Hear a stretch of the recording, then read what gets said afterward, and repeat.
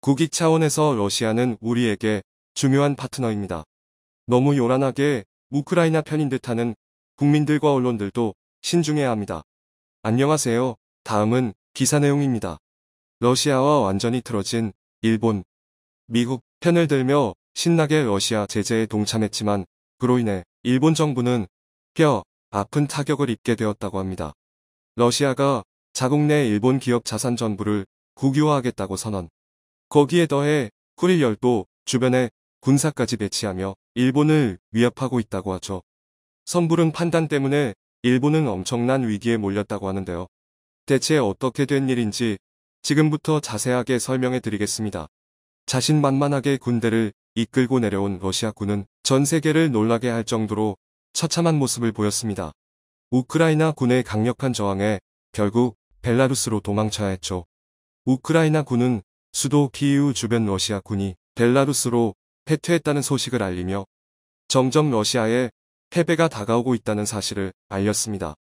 러시아는 최근 수도 키이우 점령을 위해 갖은 노력을 다했으나 모두 실패로 돌아가면서 이를 어떻게든 만회하기 위해 주변 도시에 포탄을 투하, 초토화 작전을 펼치며 자신의 작전 실패를 인정하지 않으려고 했는데요. 결국 수도 근처에 집결한 러시아 군이 전열 재정비를 위해 벨라루스로 도망가면서 전 세계의 적나라하게 현 상태가 얼마나 최악인지 공개하게 되었습니다. 러시아 군사 전문가들은 물론이고 푸틴까지도 상정하지 못한 일이었습니다. 경제 제재로 인해 루블화는 계속해서 바닥을 치고 있고 자원은 제대로 수출이 되지 않아 경제가 계속해서 공회전하는 러시아. 이를 타개할 방법도 딱히 보이지 않는 상황에서 우크라이나 전쟁은 푸틴 뜻과는 다르게 전개되었죠. 막다른 길에 몰린 러시아는 특단의 조치를 취하게 됩니다. 바로 러시아에서 철수한 외국 기업의 자산을 러시아가 모두 국유화하는 방법을 택한 것이죠. 국가부도에 몰린 러시아는 체면을 가리지 않기로 결정한 것입니다. 러시아 타스 통신에 따르면 러시아 정부 소관위원회가 러시아를 이탈하는 외국 기업 자산 국유화법을 제정하자는 의원의 제안을 승인했다고 밝혔는데요. 이 법안에 따르면 비호국 출신 외국인 지분이 25% 이상인 기업이 러시아 내에서 활동을 중지할 경우 이 기업의 외부 법정 관리를 허용할 수 있게 하는 법입니다. 여기에 해당하는 기업들은 비호국 소속 국가들의 기업, 다시 말해 미국의 편을 들어 경제 제재에 가담한 국가들이 모두 대상으로 주요 글로벌 대기업들 대부분은 러시아의 국유화 시도에서 벗어날 수 없죠. 미국 자동차 회사 포드는 물론이고 브리티시 페트롤리엄, 쉘, 엑손 모빌과 같은 에너지 회사들 역시 예외가 아닙니다. 맥도널드, 스타벅스 등 러시아에서 사업을 하던 프랜차이즈 기업들 역시 러시아에서 철수를 결정했으나 이 법안으로 인해 꼼짝없이 사업체 대부분의 자산을 러시아 정부에게 넘길 수밖에 없게 되었죠. 현재 러시아가 비호국가로 낙인 찍은 나라는 총 48곳. 심지어 이들 기업의 특허권 보호를 파기하는 법령을 러시아 정부는 내렸기에 기업들은 그 피해를 고스란히 봤어야 했죠.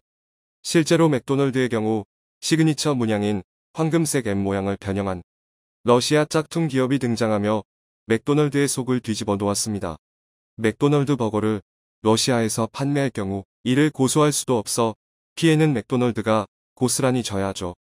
특히 러시아의 이 조치로 인해 가장 큰 타격을 입은 곳은 바로 일본인데요. 유럽 진출의 교두보로 러시아를 이용해왔던 일본 입장에서는 철저히 외통수에 몰린 것이나 다름없습니다. 일본은 러시아 경제 제재에 누구보다도 앞장섰던 곳으로 기시다 후미오 총리는 미국 편으로 돌아서면서 러시아에 대한 압박 수위를 높이는 데 일조했습니다. 다른 국가들의 경우 자국 기업들의 상황을 생각해 섣불리 제재에 대해 입장을 밝히지 않는 상황에서 일본은 과감하게 러시아에 대한 손절을 선언하며 확실하게 편을 골랐습니다. 그 덕분에 일본은 러시아에게 미운 털이 박히게 되었죠. 일본 정부는 일본 기업의 사정과는 상관없이 단행 수위를 높이며 2014년에 있었던 크림반도 합병 때보다 더욱 과감한 발언을 아끼지 않았습니다. 실제로 일본은 러시아 정부와 정부기관이 발행하는 국제 발행을 금지, 유통까지도 틀어막는 행보를 보이며 푸틴 대통령과 올리가르들이 가진 일본 내 자산을 완전히 동결하는 조치를 내리게 됩니다. 이는 미국이 동맹국들에게 제안했던 조치보다 더 앞선 조치였죠. 일본 민간 기업들 입장에서는 청천벽력과도 같은 소식이었는데요. 유니클로의 경우 러시아에서 사업을 계속 이어가겠다는 말을 하며 CEO가 러시아인들도 옷은 필요하다는 헛소리를 했는데요. 당연히 우크라이나 지지를 선언한 국제공조의 유니클로는 손을 들었습니다. 러시아에서 하던 모든 사업을 정리하고 철수하겠다는 결정이었죠. 도요타 역시 러시아에서 하던 사업을 모두 정리하고 스태프들을 귀국, 모스크바는 물론이고 러시아 지점들을 폐쇄할 수밖에 없었습니다. 도요타 러시아 공장의 생산 능력은 연간 10만 대 수준으로 도요타가 운영하는 모스크바 지점들은 168곳에 달할 정도로 엄청난 투자를 한 곳입니다.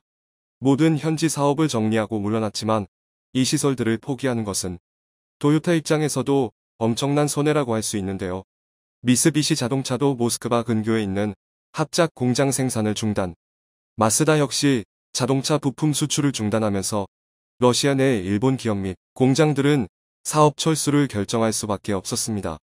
그러나 사업체가 남아있기에 기업들 입장에선 향후 러시아와의 관계가 회복된다면 다시 공장을 가동하는 것을 생각했으나 러시아 국유화 조치로 인해 모든 것이 물거품이 된 것이죠.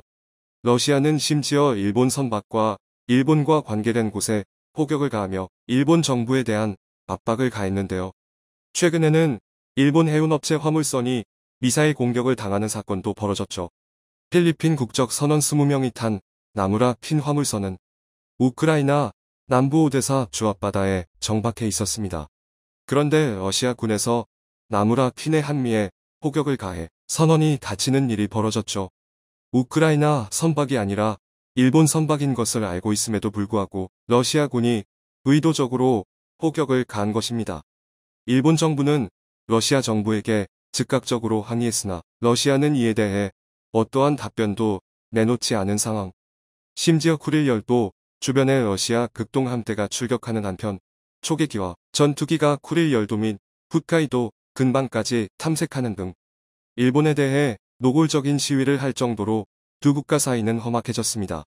일본에게 지속적인 사과와 협조를 요구했지만 일본이 러시아를 무시하자 러시아 역시 최후의 수단을 감행했습니다. 일본이 투자한 사할린 사업까지도 러시아가 모두 가져간다는 결론이었죠.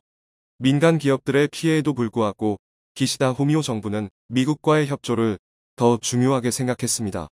피해를 본 기업들에 대해서는 인도주의적 차원의 공조를 강조했죠.